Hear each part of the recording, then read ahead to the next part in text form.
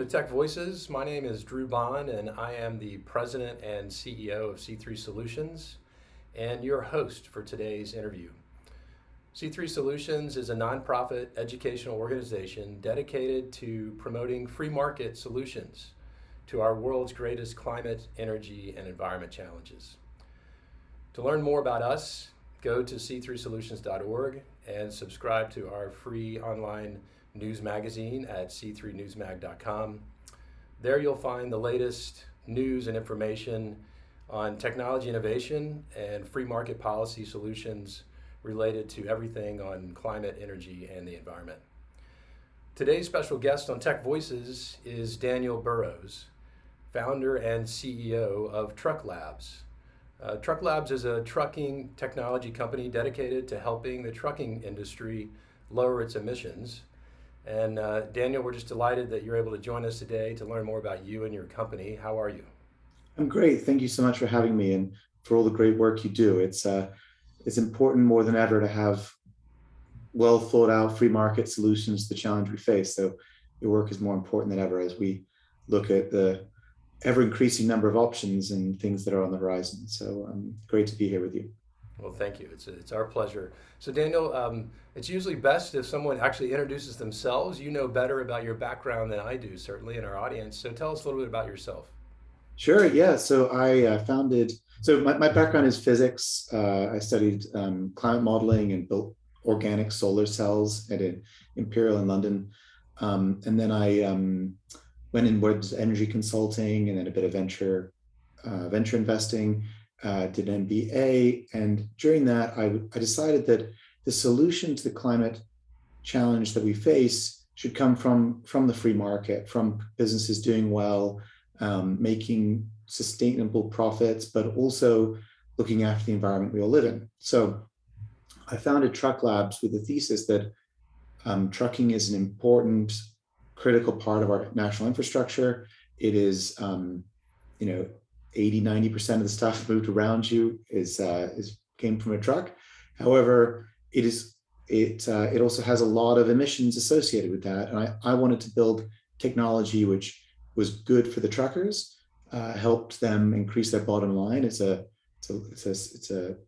low margin business sometimes, and also save the environment. So win-win solutions, but trying to build new products, leaning into technology, leaning into solutions to find ways to achieve that goal. So started with science, moved through business, and now founded a company to do that. It's a perfect background and one that I admire. As you know, I think as we discussed previously, my dad was a truck driver, and it's not the world's sexiest profession. But something that, as you noted, is critical in terms of just moving all of the goods and services that we take for granted most days all around. And so I admire the fact that you move from sort of technology into something. I mean, obviously you have a product that's hard tech, but then also soft tech. We'll learn more about that in a minute. Help me understand how you got into TruckLabs. What caused you to really found it? Tell us about TruckLabs and what you guys do. Yeah, so it was founded around our first. So TruckLabs, our vision is to bring new technology to the trucking sector to help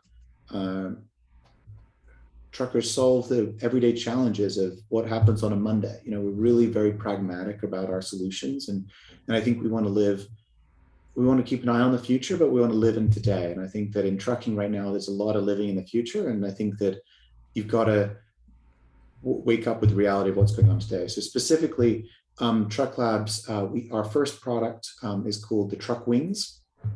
What it does is we noticed that 2/3 of your fuel, whatever fuel source that is spent overcoming aerodynamic drag. And we looked at trucks and we said, they're a bit like boxes. There's a lot more you could do with aerodynamics. And if you're losing 2/3 of your fuel at highway speeds to aerodynamics, let's see that we can make them more aero.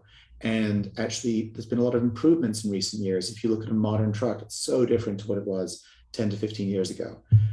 However, one area we noted was the same was the gap between the tractor and the trailer. So if you think of a Class 8 truck, you've got the tractor, you've got a separable trailer that they pull, and there's this gap between the two, which allows the truck to turn.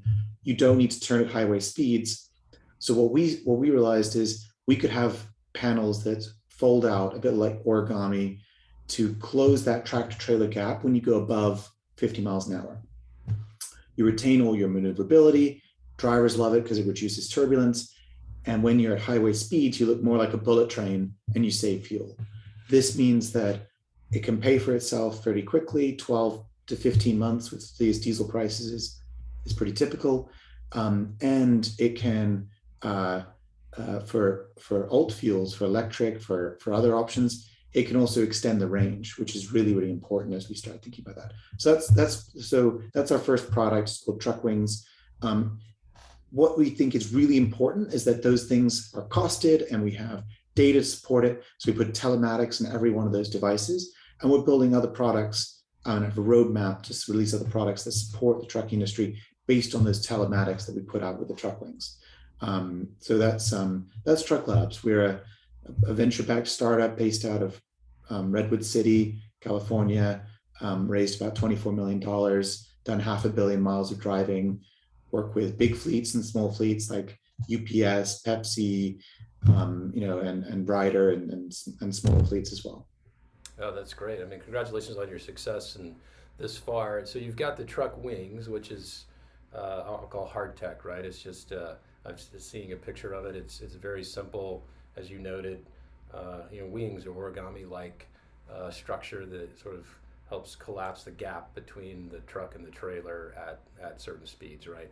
And then you've got, and you kind of alluded to this trip dynamics, basically trying to, as I understand it, trying to better understand and capitalize on and improve the efficiency of these trucks that you call trip dynamics. But help me understand specifically, what is trip dynamics? What does it do? And are there other products that you have that are kind of corollary or complementary for this? The Trip Dynamics is the first product that's based on what we call our fuel factors model.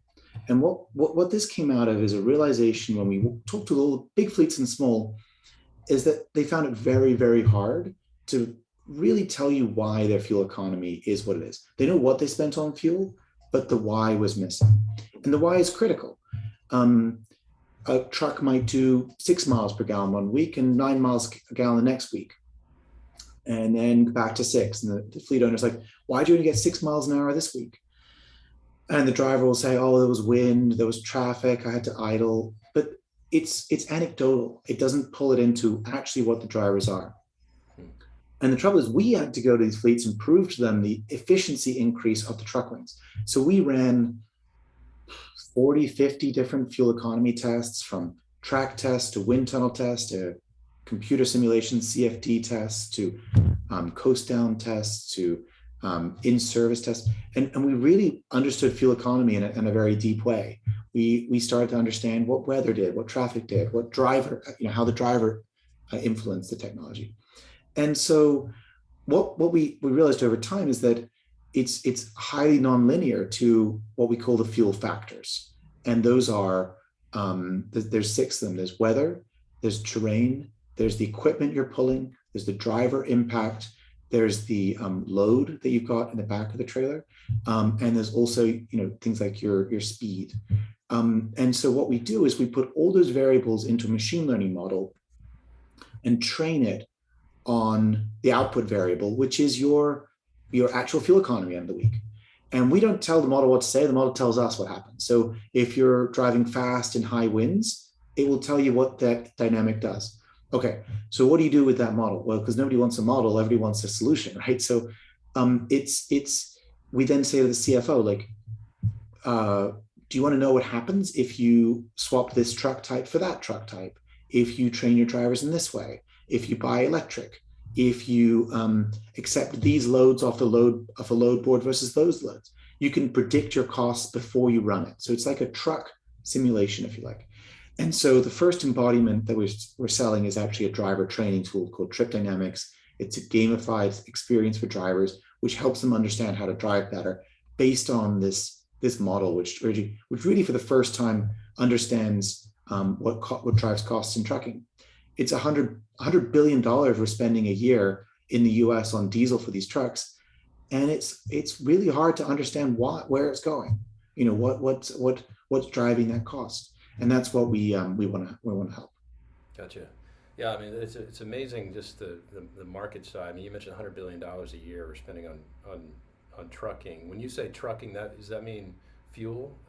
Just fuel. And in Yeah. fact, at current diesel prices, you can probably double that. It's probably 200 billion run rate. I mean, this stat is used a lot, but it was used a lot when it was like $2.50 a gallon. And now we're seeing, I don't know, I mean, $4.50, $5 around here. It's up to $6. I mean, so Yeah. you could probably safely say it's $200 billion run rate now that as a country we're spending on diesel. Yeah, and I mean, the diesel prices I've seen tend to be $1 more than gasoline prices, and I've seen them as high as $7. Yeah. And so I'm just thinking, big picture is your market potential. Let's say it's 10 billion, 20 billion, tens of billions. I think one of the things that I read in terms of your company's ability to save fuel, to save truckers money, is on the tune of something like 6% savings. Is that about right? Or how do you quantify the fuel savings potential of both your truck wings and of your trip dynamics? Because I would think that's big dollars to the industry, and then help us break it down into an individual trucker and why they care. Yeah. So the truck wings save between 4 and 6% of fuel.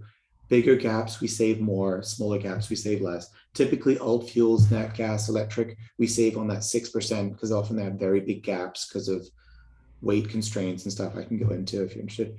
On the trip dynamics, it's probably around 6% fuel savings as well. Drivers have about 15% of fuel economy under their control, even with modern trucks with best-in-class cruise controls. And so we think the opportunity in that 15% is about 6% that we can drive. So both these, so together you're saving north of 10% with those. And so, in the industry, that's $20 billion a year of diesel we can save. And for a trucker, they spend, I mean, depends how much they drive, but maybe $80,000 a year on fuel. So you can give them an $8,000 pay rise from this. And it's money straight into their pocket, no taxes. It's tax free if you don't spend it. Yeah. Even the governments haven't figured out how to weigh it to tax savings. So we've got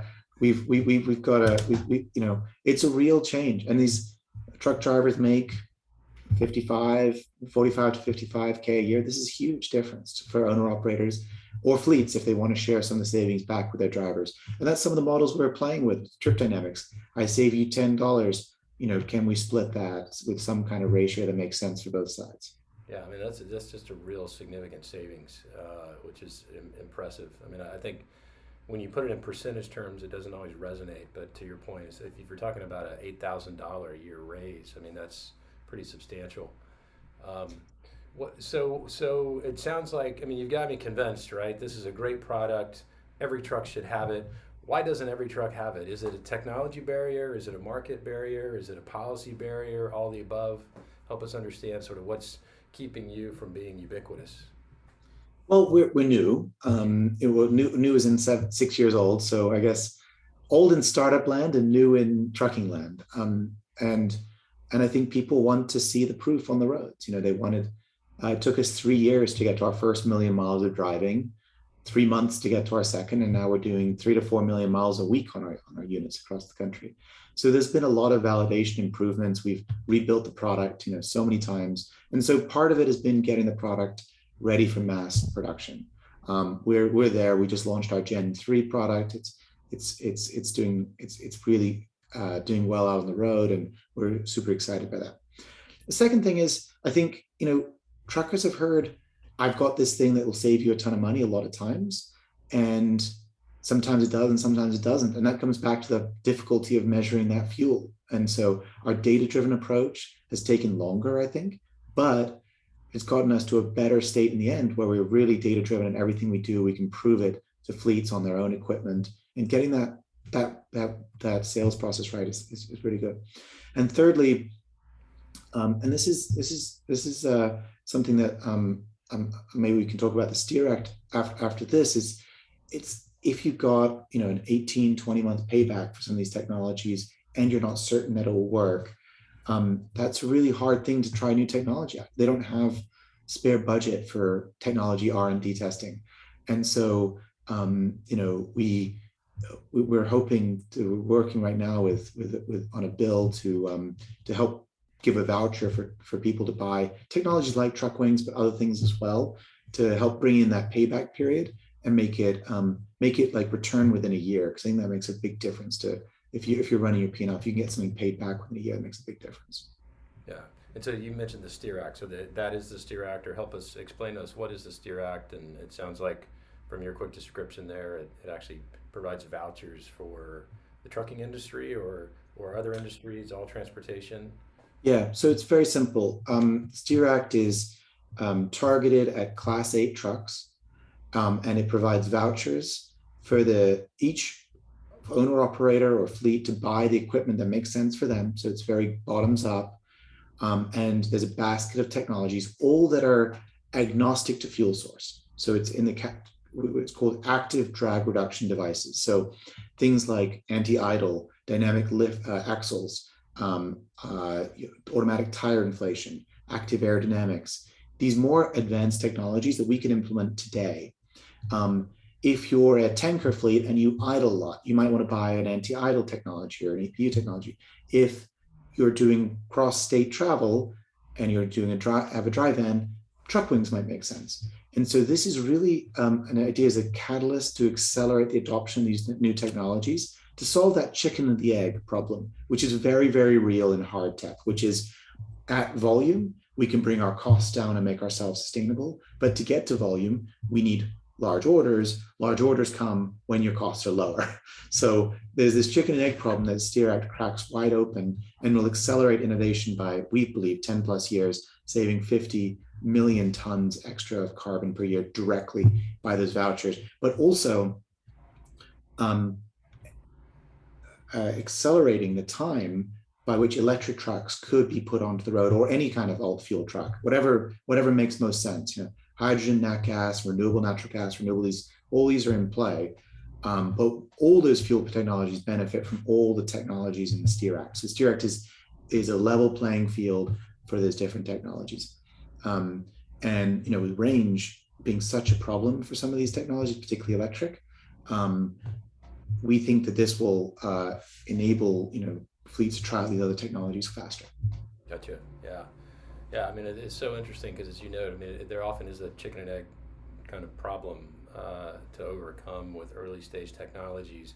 As as we let off in this discussion, I mean, we're both very much oriented towards free markets and want to lean in that direction. I think one of the questions that often people have when it comes to policy and free markets is in an era where, as we talked about, diesel prices are $5 to $7 a gallon.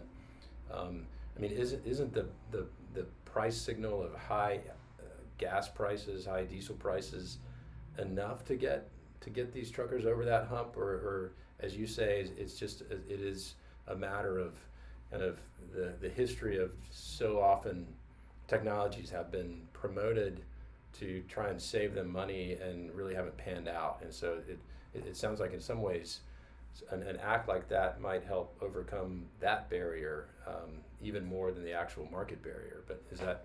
I think it's about building familiarity with these. I mean, there's government programs like Super Truck, which builds a small number, a handful of highly efficient trucks, very, very expensive, but showcasing what technology could do. And then there's other sort of R&D grants. This is solving a technology like adoption curve issue, which is endemic across the truck industry, which is that like they're trying to make ends meet this month. It's hard for them for owner operators to finance something that's going to take 12, 18 months to get back. And they don't know what fuel prices are going to do over the next 18 months. I mean, if you pencil it out, in case everybody's got to put in lower fuel prices in case they drop over that time, because then you don't get as much money back over time.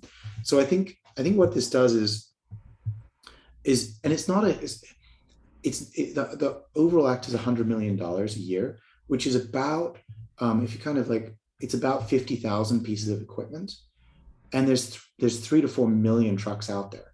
So this is a very small amount of equipment that goes out, but it's enough that people are going to see a lot of these technologies. They'll talk to each other. It's about being that catalyst to accelerate the technology adoptions. It's not about picking winners or losers. It's not about getting addicted to subsidies because it disappears.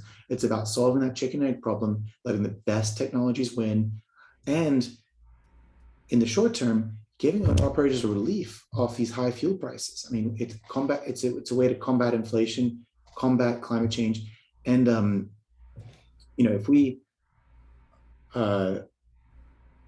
if you compare $1 spent on the Steer Act versus $1 spent on like an electric car voucher program, we are 15 times more efficient per dollar for the amount of carbon we save. And it's just because trucks drive so far. They drive and they only do 8 miles a gallon rather than 30 or 40 miles per gallon. So it's a lot of low hanging fruit, and it's a very fertile ground for a little bit of government assistance to go a long way for the free markets to take back over and ultimately compete with each other to win for the best product and to win the long-term business of these fleets. Gotcha. Yeah. I mean, well, it'd be interesting to see where that goes and how things, sort of progress through Congress these days. But I want to end with kind of what's next for you and you meaning TruckLabs. I mean, you guys are in the innovation business, and so you've gone from hardware to machine learning software. Where do you see TruckLabs, going in the next 5 years? Well, we want to be partners to our customers, right? The fleets. And so we will go where their biggest challenges are and to build technology to solve them. So I think you see two big shifts in technology right now in trucking. One is autonomy. And when is that coming? How are we going to deal with that? What additional technology do you need to do that? And secondly is the move to alt fuels, zero emission fuels, whether that's renewable natural gas, electric. How is that going to change maintenance? How is that going to change capex and financing? And I think that if we can truly understand what drives the costs of your fuel source or your range on your electric, I think we can help optimize where do you pick up loads, which loads do you take, how do you price, how do you deal with weather events, how do you route your trucks, and all these sort of natural adjacencies to the core problem, which is what's driving our cost. So I think from the fuel factors model, which is the fundamental understanding of how the costs of your trucking fleet are run, I think we can start helping fleets answer all these questions, and that's where we'll be building products that our customers care about. Yeah, it's a very, very important problem that you're working on, an important industry that serves our so many daily needs, and so we're really glad that you're working on it. Daniel, thank you for joining us for this Tech Voices interview, and we really wish you all the best of luck for you and your company. Well, thank you, and thank you for your great work. It's a great spend a bit of time with you this morning. Yeah, my pleasure. So just a quick nod to our audience. Again, thanks for watching. Thanks for listening. Please share this interview with your social media networks. And if you haven't already, sign up for our online newsletter. It's free. Again, it's at c3newsmag.com. And once again, this has been a Tech Voices interview with Daniel Burrows of TruckLabs. And my name is Drew Bond, your host and the president and CEO of C3 Solutions. And until next time, God bless and have a great day. Thank you.